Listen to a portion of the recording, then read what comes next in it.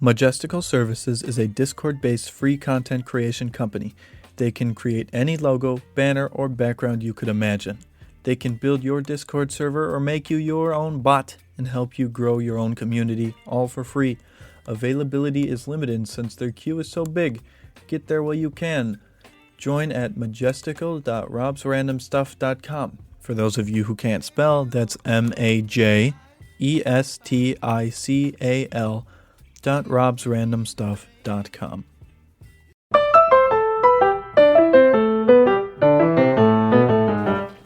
Hello, and welcome to Rob's Random Stuff, the podcast that varies so wildly in topic that no algorithm would dare pick us up.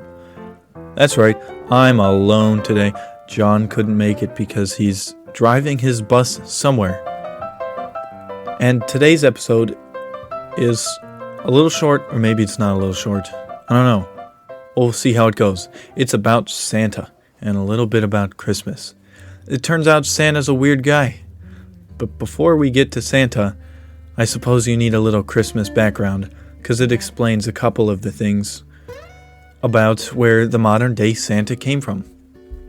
So, the Norse people celebrated Yule, from the winter solstice, which is December 21st, all the way through what we call January, celebrating the return of the sun, which I guess kind of makes sense if you're in the Arctic Circle. That's when the sun is gone.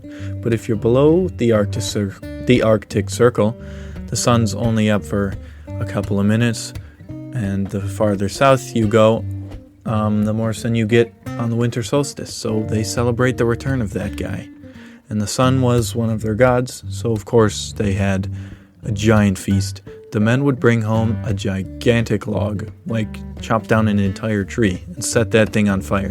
And they would feast until the log burned out, which was between 12 and 25 days in some cases.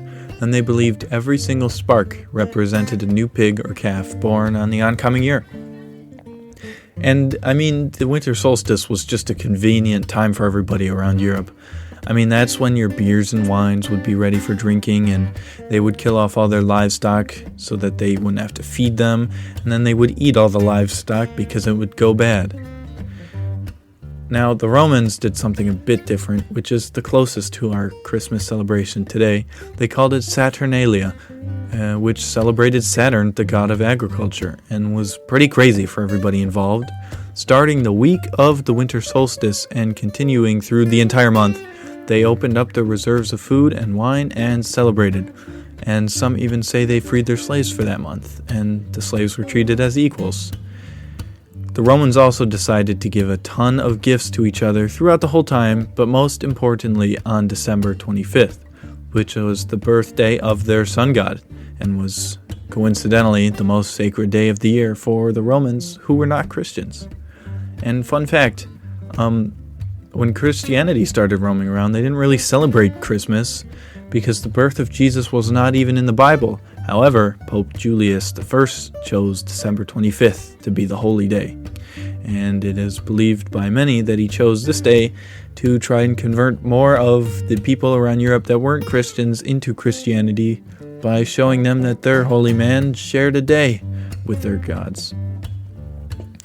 Now, Santa Claus has a little bit to do with the Norse people. Not so much the Romans, but a lot about the Norse. Everybody knows who Santa is, of course, and he was actually a person depicted with a long beard and a long coat, the patron saint of the children, the poor, all of those people. But before good old Saint Nick came along, the early Germanic tribes worshipped a deity known as Odin. You might have heard of him. He was thought to ride around in an 8-legged flying horse, pulling a sleigh behind him. Children would leave carrots in their boots, and Odin would feed the carrots to his horse and fill up their boots with treats for the kids. Now, like I mentioned, that horse had a sleigh, and it was said that Odin had specially hired dwarves and elves who were only there to make gifts and candies for the children. And Odin is also known as the Yule Father, just like Santa is known as Father Christmas. Strange coincidence if you ask me. So I guess that is where Coke got the inspiration for their ad, but there is actually some evidence of a St. Nicholas even though they're not quite sure where his bones are.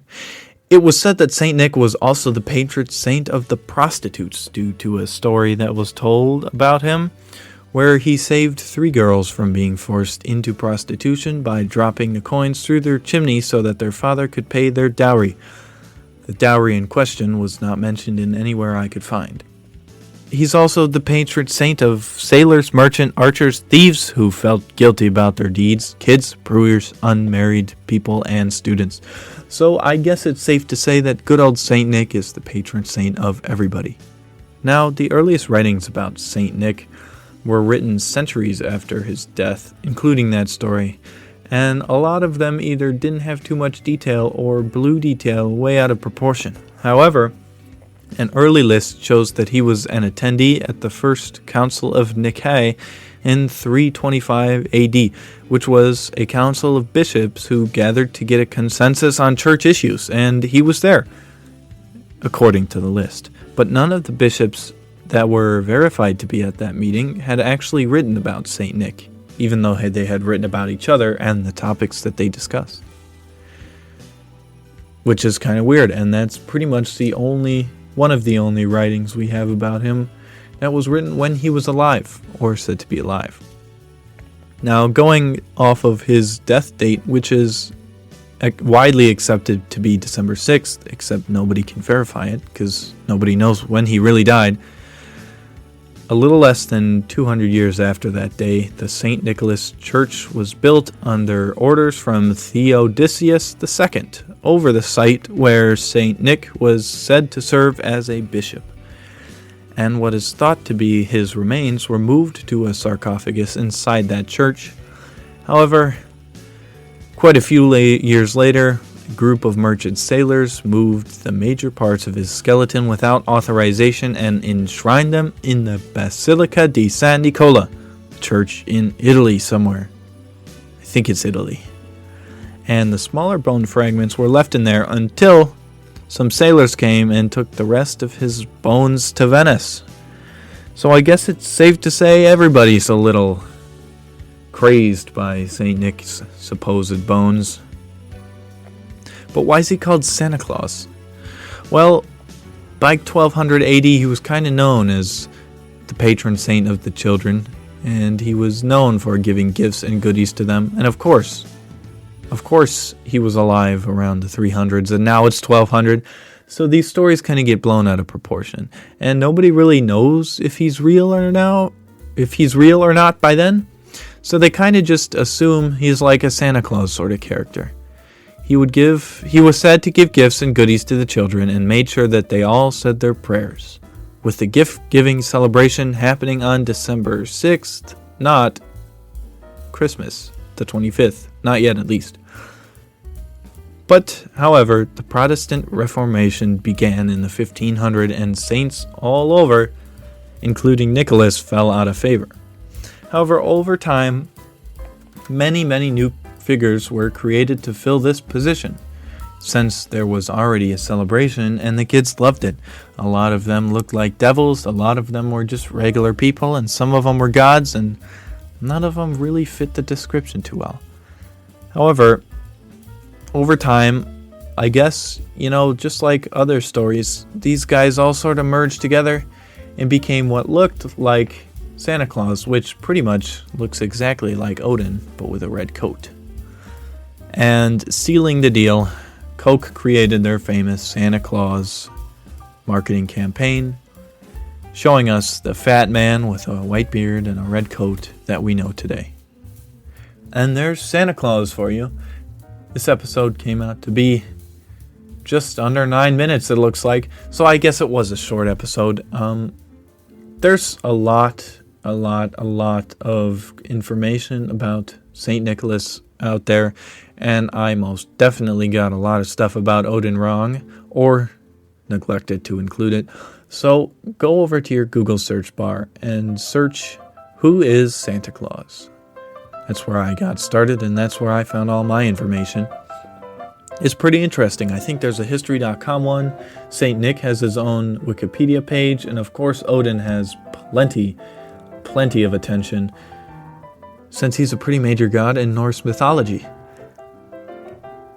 And that's all the Santa Claus content I've got for you. If you want to hear more from us, you can head on over to podcast.robsrandomstuff.com or wherever you get your podcasts, but not Google Podcasts because you have to pay extra for that. That's your lesson from this episode. I am a cheapskate and refuse to pay for Google Podcasts until they force me to. We also have a Discord, by the way. It's not really intended to be hangout space, but I guess it could be. It's mostly just a place for people to leave questions and comments because somebody tracked me down on the internet and found me and said, hey, we can't leave comments anywhere, so I made that server. And now you can ask questions there or just talk to people about Santa Claus. Hopefully that the Discord server is listed somewhere on the website by the time this episode comes out. And one final piece of information for you, a teaser, I guess. Me and John have a very special episode planned for next week on Thursday involving chickens, Christmas songs, and holiday spirit. And there is a Hanukkah song in there for those of you who celebrate Hanukkah. Everybody else on the planet, I'm sorry, but that episode is probably not for you. I mean, we are making fun of Christmas songs, though. So, yeah, tune in for that one, and I will see you in the next one.